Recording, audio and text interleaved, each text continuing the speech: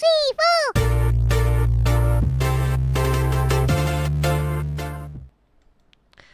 Halo Gunarwan dan Gunarwati sekalian, ketemu lagi ya di channel saya Gunar Os. Dan ya kali ini kita akan membahas tentang skuad Arsenal ya untuk musim 2024-2025 ini, dimana kita pada hari Sabtu besok ya akan meladeni pertandingan IPL yang pertama melawan Wolverhampton Wanderers, dan jendela transfer juga sudah akan ditutup di akhir bulan Agustus ini ya. Jadi 30 Agustus jendela transfer akan ditutup. Nah, ya dengan demikian kita juga sudah mulai melihat eh, apa ya, skuad utama Arsenal ini kira-kira akan seperti apa gitu. Jadi kali ini saya ingin membahas bagaimana Arsenal ini akan menurunkan pemain terbaiknya eh, di musim 2024-2025 ini ya. Oke, teman-teman, sebelum kita lanjut ya, channel saya ini adalah fans channel Arsenal. Jadi kalau teman-teman ngefans dengan Arsenal atau suka dengan konten-konten sepak bola semacam ini, boleh yuk di like, share, dan subscribe ya. Oke, kita lanjut ya. Ini kalau menurut saya ini adalah line up terkuat Arsenal yang mungkin akan diturunkan. Ya, di sini saya juga sudah mempertimbangkan dengan masuknya Mikel Moreno ya. Jadi walaupun dengan masuknya Mikel Moreno, menurut saya inilah line up terkuat Arsenal. Walaupun ini line up terkuat Arsenal menurut saya, bukan berarti Arteta akan selalu menurunkan tim ini. Karena menurut saya Arteta ini tipe pelatih yang suka mengutak-atik strategi yang apa ya, jadi setiap kali ada lawan yang berbeda mungkin dia akan menurunkan strategi yang berbeda, yang walaupun secara formasi dasarnya sama, tapi ada detail dari strateginya ini yang berbeda, dan dimana di situ lalu memakai pemain yang berbeda ya. Nah ini walaupun apa ya, jadi ini kalau ini menurut saya adalah line up terkuat Arsenal. Ini opini saya. Kalau teman-teman punya pendapat tentang line up terkuat Arsenal, boleh tulis di kolom komentar di bawah ya. Ya, kita mulai dari goalkeeper. Ini David Raya. Dan menurut saya itu nanti untuk kiper keduanya kemungkinan besar masih akan Aaron Ramsdale ya. Karena ini sampai saat ini belum ada peminat yang serius untuk melakukan penawaran terhadap Ramsdale. Jadi menurut saya ini David Raya ini akan diwakili oleh Aaron Ramsdale seandainya Raya ini tidak diturunkan gitu ya. Kita lihat nanti perkembangannya untuk Aaron Ramsdale sampai dengan jendela transfer selesai, apakah akan ada kejutan.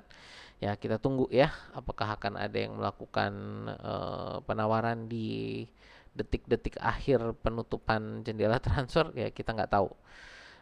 Untuk back seperti biasa ini adalah Gabriel Magalhaes dan William Saliba ya untuk di center back kita, pasangan center back yang menurut saya sudah merupakan pasangan center back terkuat ya. Mungkin kita bisa ngomong pasangan center back terkuat di Eropa, mungkin bukan hanya di Liga Inggris kalau menurut saya. Di sebelah kanan Ben White juga menurut saya tidak akan diutak-atik. Lalu di sebelah kiri, nah ini ya, ini menurut saya Calafiori yang akan mengambil alih untuk posisi fullback kiri. Nah, walaupun ini kita lihat ya, Zinchenko ini masih sangat kuat ya. Kemarin kita lihat di pramusim Zinchenko ini permainannya cukup bagus, dan menurut saya Zinchenko untuk berapa ya, mungkin sekitar 5 atau 6 pertandingan ini Zinchenko yang akan starter menurut saya ya, sambil menunggu Calafiori beradaptasi dengan Liga Inggris dan dengan cara Arsenal bermain. Menurut saya 5 sampai 6 pertandingan ke depan ini Zinchenko yang masih akan ada di fullback kiri. Cuman nanti kalau sudah full dia Calafiori ini, menurut saya kalau dia sudah sudah beradaptasi dengan penuh. Calafiori ini menurut saya akan menjadi fullback kiri yang inti, yang akan menjadi fullback kiri Arsenal gitu ya. Cuman tadi sekali lagi karena strategi yang berbeda, menurut saya kalau Arteta ingin melakukan penyerangan yang eh, lebih bertubi-tubi, jadi mungkin lebih berkonsentrasi untuk penyerangan, menurut saya mungkin Calafiori akan diganti eh, oleh Zinchenko. Jadi kemungkinan besar misalkan masih deadlock 0-0, waktu sudah menipis, kemungkinan besar Zinchenko yang akan diturunkan di wingback kiri, atau kita ketinggalan gitu ya. Kemungkinan besar di wingback kiri ini, fullback kiri ini Zinchenko yang akan diturunkan. Jadi pada saat Arteta ingin menyerang gitu ya, itu kemungkinan besar menurut saya ini akan diganti oleh Zinchenko. Kenapa? Kita lihat di pramusim kemarin Zinchenko secara permainan menyerangnya cukup bagus ya. Dan dia sering overlapping dengan Declan Rice atau Havertz gitu ya kemarin gitu. Dan melakukan umpan-umpan ke tengah kotak penalti di mana Martinelli melakukan lari ke tengah ya. Jadi ya sekali lagi mungkin kalau dari saya, kalau dari Arteta ingin melakukan strategi yang full menyerang, kemungkinan besar ini ya Zinchenko tetap akan diturunkan di sebelah kiri. Tapi kalau secara standar yang yang lebih seimbang, kemungkinan besar adalah Calafiori yang akan ditaruh di sebelah kiri ini. Untuk Gabriel dan Saliba kemungkinan besar saya lihat ini akan ada cadangannya. Ini adalah Timber dan Kiwior dan atau Aiden Heaven ya. Jadi Aiden Heaven, Timber dan Kiwior menurut saya ini yang akan menjadi rotasi di center back gitu ya. Jadi untuk pemain rotasi di center back ini kemungkinan besar ini di sebelah sini ini adalah Kiwior dan Aiden Heaven, lalu Jurriën Timber yang ada di kanan ya. Untuk Ben White menurut saya ini rotasinya adalah Tomiyasu. Cuman saat ini Tomiyasu masih cedera, bisa juga mungkin nanti rotasinya di sebelah situ adalah Jurriën Timber gitu ya. Timber untuk rotasi di sebelah kanan. Yang pasti menurut saya sih Ben White di kanan ini juga nggak bisa diutak-atik ya, sebagaimana seperti Gabriel dan Saliba. Lalu untuk di tengah ini ya, untuk defensive midfield, karena menurut saya kita juga belum dapat kedatangan pemain ya. Kemungkinan besar ini akan rotasinya adalah dengan Jorginho dan Declan Rice sendiri ya. Declan Rice ini kemungkinan juga akan berotasi ke defensive midfield. Lalu juga di sini bisa Miles Lewis Kelly ya. Miles Lewis Kelly menurut saya juga bisa mendapatkan kesempatan. Saya harap Miles Lewis Kelly juga ada kesempatan. Saya pengen lihat dia bermain sebagai nomor 6 itu bagaimana gitu ya. Tapi misalkan Miles Lewis Kelly itu juga rotasi di sebelah kiri dengan Calafiori, menurut saya itu ada sesuatu yang bagus ya. Jadi kita tunggu nanti untuk di posisi nomor 6 ini. Jadi untuk defensive midfield siapa yang akan menjadi pemain inti di sana gitu. Lalu berikutnya ya ini di midfield kanan ini ya sudah pasti Odegaard ya. Ini juga tidak bisa diutak-atik. Dan kemungkinan besar kalau untuk rotasinya di sini saya lihat ini adalah dengan Ethan Nwaneri ya. Jadi Ethan Nwaneri ini yang menurut saya akan menjadi rotasi dari Odegaard juga. Mungkin lebih kalau Odegaard sudah lelah atau mungkin pertandingan sudah tersisa 70 menit dan kita sudah unggul 2 atau 3-0, kemungkinan besar Odegaard itu akan digantikan oleh Ethan Nwaneri ya untuk musim ini gitu. Lalu kita di midfield kiri. Nah, midfield kiri ini menurut saya yang akan menarik ini untuk kita perhatikan ya. Midfield kiri ini menurut saya Declan Rice tetap yang akan menjadi utama, tapi kalau kita menghadapi tim mid block ya, kalau menurut saya kalau seandainya Arsenal menghadapi tim mid block, ini kemungkinan besar posisi ini akan diisi oleh Kai Havertz. Ya, dengan di depan ini nanti diisi oleh Gabriel Jesus gitu ya. Tapi menurut saya ini untuk posisi midfield kiri ini akan banyak pemain yang bisa dirotasi di sini ya. Bisa Ethan Nwaneri, Declan Rice ini sendiri, Kai Havertz, lalu ya, siapa lagi ya yang bisa di midfield kiri ini? Ya kayaknya itu sih ya. Jadi Havertz, Declan Rice, lalu Ethan Nwaneri yang kemungkinan besar akan rotasinya di situ. Nah, tadi sekali lagi, kalau dari saya kalau kita ketemu tim mid block, kemungkinan besar yang akan ditaruh di sini adalah Declan Rice, lalu di depan ini diisi oleh Gabriel Jesus. Kenapa kalau kita ketemu tim mid block ini Havertz yang akan bermain di sini, karena dengan apa ya, kemampuan Havertz untuk mengecoh lawan, cara dia membawa bola ketika dia ada di midfield itu ini seperti waktu saat melawan Leverkusen ya. Jadi Havertz ini punya kemampuan untuk membawa bola yang menurut saya kalau dia ada di midfield, dia jadinya lebih punya waktu untuk menghadapi pemain bertahan lawan, di mana pemain bertahan lawan itu lalu menjaga Gabriel Jesus kan.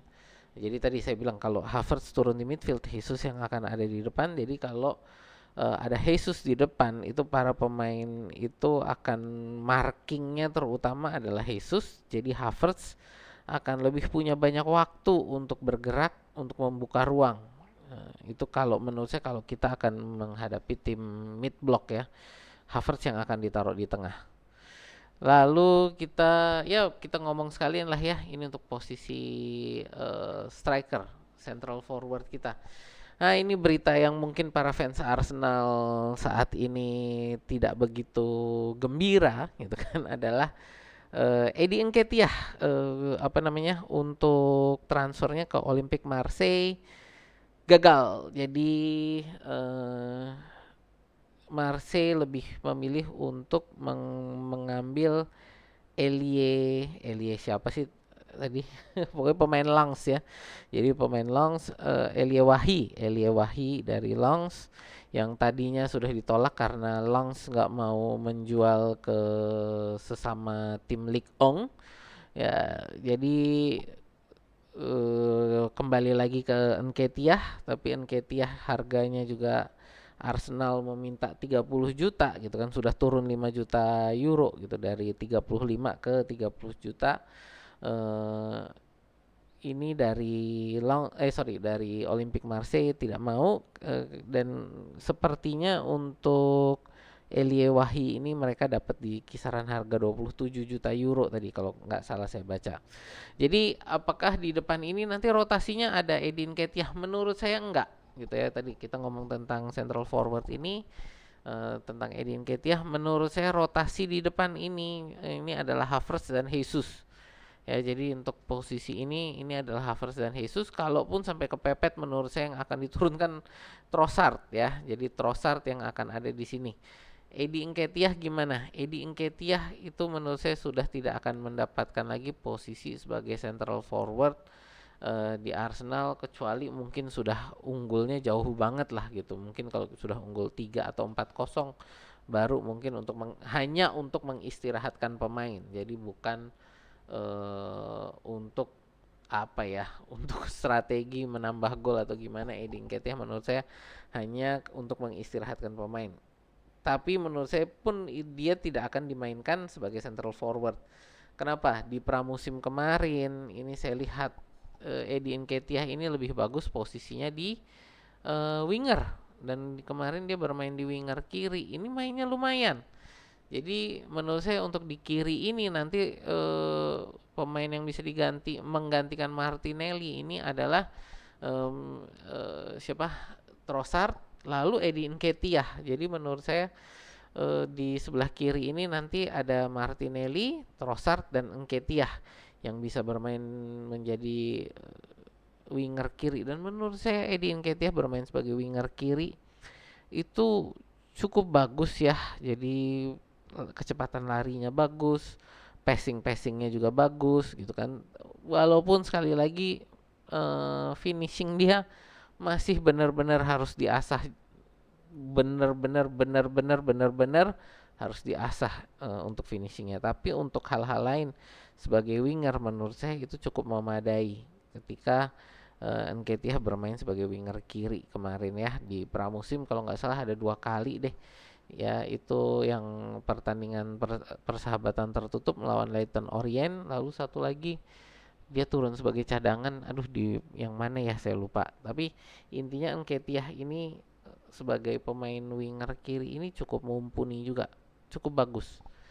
Nah ini sekarang yang masih di apa ya, menurut saya satu kebutuhan pelapisnya Saka ini siapa gitu kan. Kalau menurut saya ini di kanan ini Reece Nelson juga belum ada apa ya, belum ada laporan bahwa ada klub yang benar-benar serius ingin memboyong Reece Nelson. Jadi menurut saya Reece Nelson masih akan tetap ada di Arsenal. Rotasi di sini menurut saya ini adalah nanti adalah Reece Nelson dan Fabio Vieira. Ethan Nwaneri juga bisa dimainkan di sini.